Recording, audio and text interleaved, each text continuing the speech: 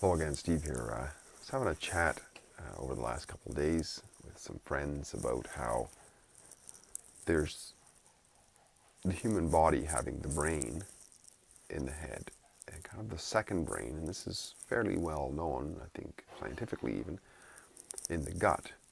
And we hear the term gut feeling and so on. And then there's people talk about the heart, and to me that's kind of the blending of the two. So instinct sort of comes out of the gut, and the intellect comes out of the head.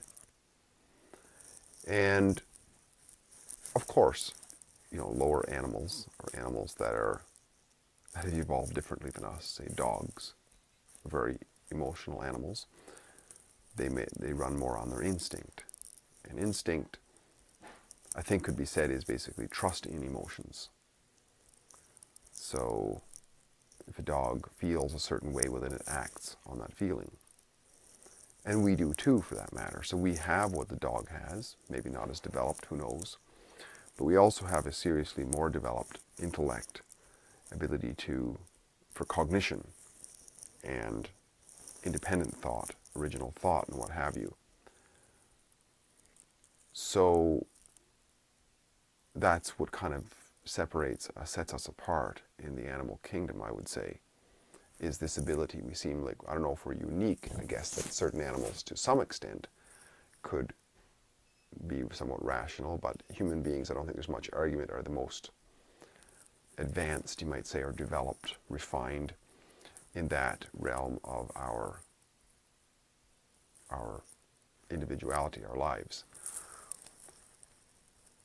Therefore, the mark of humanity, the unique mark of humanity, is that intellect.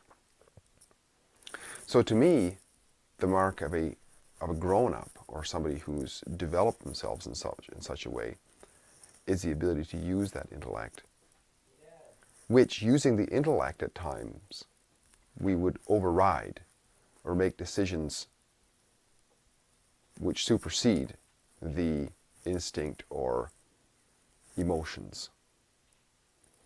Where a dog, seeing another dog in heat, for example, they'd immediately start copulating. They wouldn't think about the ramifications of their interactions and so on.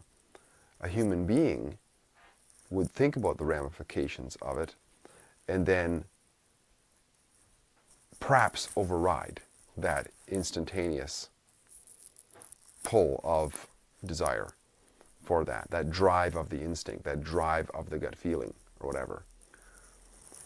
So I think that's what separates us. And as far in terms of improving the quality of our lives, kind of getting these things straight in our mind and realizing who's in charge, right? It's like both are very valuable. Both the instinct, trust of emotions and so on, and intellect are important. Both have their role, both could lead in certain areas. But knowing all of that, we become greater masters of our dominion called ourselves, I would say. And that being the case, if that's true, then we have greater control over our actions, better able to direct our actions, better able to determine our quality of life. Steve here again, sharing a few thoughts.